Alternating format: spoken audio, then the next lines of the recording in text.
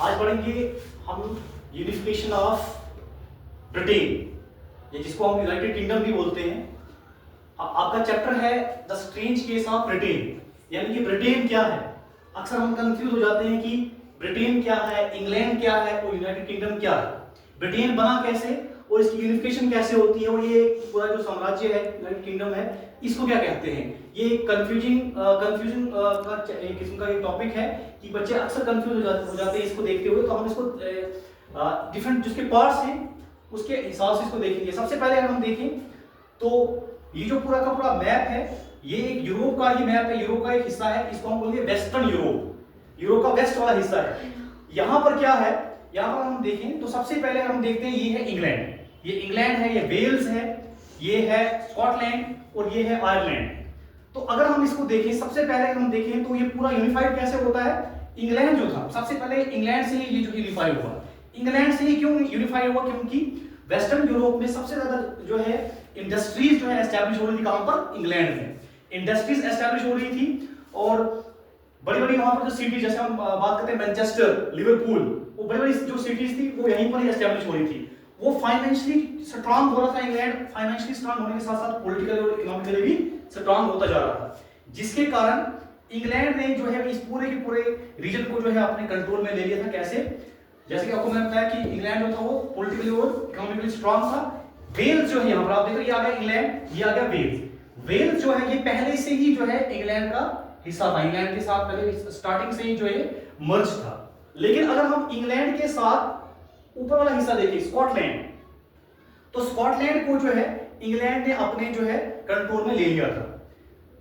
तो अगर हम इंग्लैंड और वेल्स की बात करें, इंग्लैंड और वेल्स की बात करें तो बनता है ब्रिटेन। हम ब्रिटेन बोलते हैं ब्रिटेन, तो इंग्लैंड और वेल्स को मिला के बनता है ब्रिटेन। इंग्लैंड वालों ने स्कॉटलैंड के ऊपर भी अपना कब्जा जमा लिया था। ठीक है, यहां पर कुछ पॉपुलेशन रहती थी। क्या होता है कि जब क्रिश्चियनिटी होती है, क्रिश्चियनिटी में भी जो है इसके दो पार्ट्स होते हैं। एक को हम बोलते हैं कैथोलिक्स और दूसरा होता है प्रोटेस्टेंट्स। यहां पर कैथोलिक्स थे, यहां पर प्रोटेस्टेंट्स थे, लेकिन ये जो थे मतलब कि इकोनॉमिकली स्ट्रांग थे। तो इन लोगों ने इनको भी क्या कर लिया, अपने अधीन ला लिया, अपने कंट्रोल में ला लिया। तो इंग्लैंड और स्कॉटलैंड और वेल्स, इंग्लैंड, वेल्स, स्कॉटलैंड, ये तीनों अगर नेशंस जब इकट्ठे हो जाते हैं तो इसको बोलते हैं द ग्रेट ब्रिटेन। क्या बोलेंगे, द ग्रेट ब्रिटेन।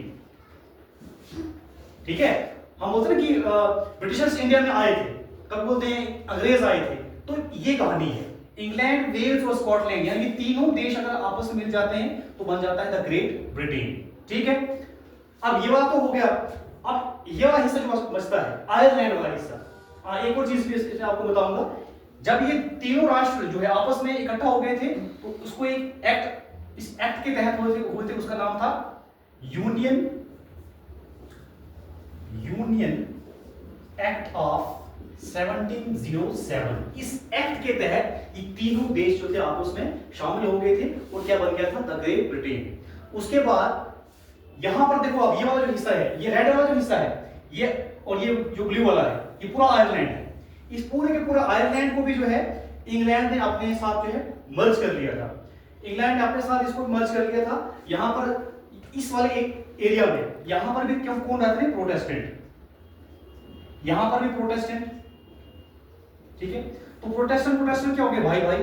ठीक, तो इन्होंने क्या किया कि ये हमारी कम्युनिटी के, तो इन्होंने इनको भी क्या कर लिया, अपने साथ मर्ज कर लिया। तो इतना हिस्सा सारा मर्ज हो गया।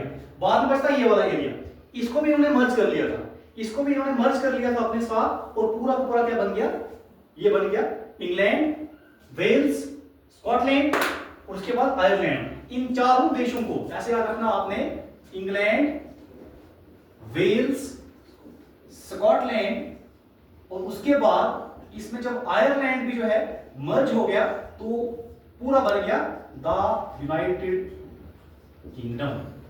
ठीक है, क्या बन गया, यूनाइटेड किंगडम। ठीक है, और बाद में जो आयरलैंड जो था, इस देखो ये वाला जो रेड वाला हिस्सा है, बाद में ये कुछ टाइम के बाद ये यहां से मतलब कि अपना ये प्रोटेस्ट करते हैं और यहां से ये वाला हिस्सा जो है ये अलग हो जाता है। इसको हम बोलते हैं, ये वाला हिस्सा जो है इसको हम बोलते हैं नॉर्दर्न आयरलैंड। ठीक है। तो आज की डेट में अगर देखें, आज की डेट में अगर हम इंग्लैंड की बात करते हैं तो इंग्लैंड, वेल्स, स्कॉटलैंड, आयरलैंड कौन सा?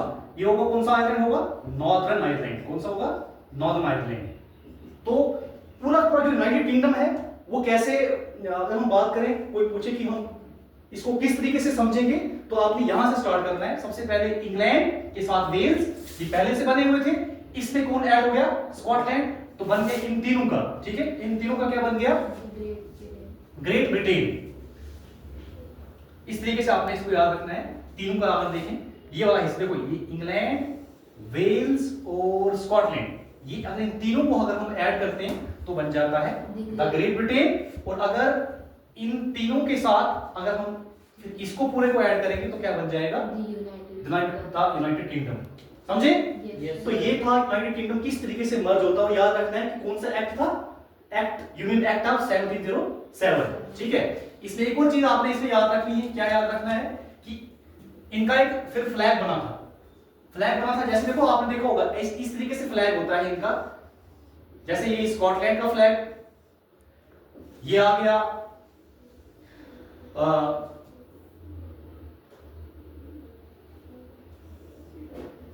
इस तरीके से स्कॉटलैंड का फ्लैग आ गया। उस तरीके से अगला आ जाएगा वेल्स, इसका सॉरी वेल्स नहीं, इंग्लैंड का। इस तरीके से देखो, और बाद में आप लोगों ने देखा होगा कि इनका जो मैप, इनका जो फ्लैग होता है वो कैसे बनता है? इन तीनों को फिर मर्ज करके इस तरीके से बनाया गया। देखो इस तरीके से आपने देखा होगा इंग्लैंड का मैप जो है, ब्रिटेन का मैप होता है इस तरीके से, है ना? तो ये इन सभी फ्लैग्स को क्या किया, मर्ज किया गया। और इस तरीके से ये पूरा पूरा आप देखते हो United nation, sorry United kingdom. ठीक, समझ आ गया सबको? तो ये था ब्रिटेन का केस।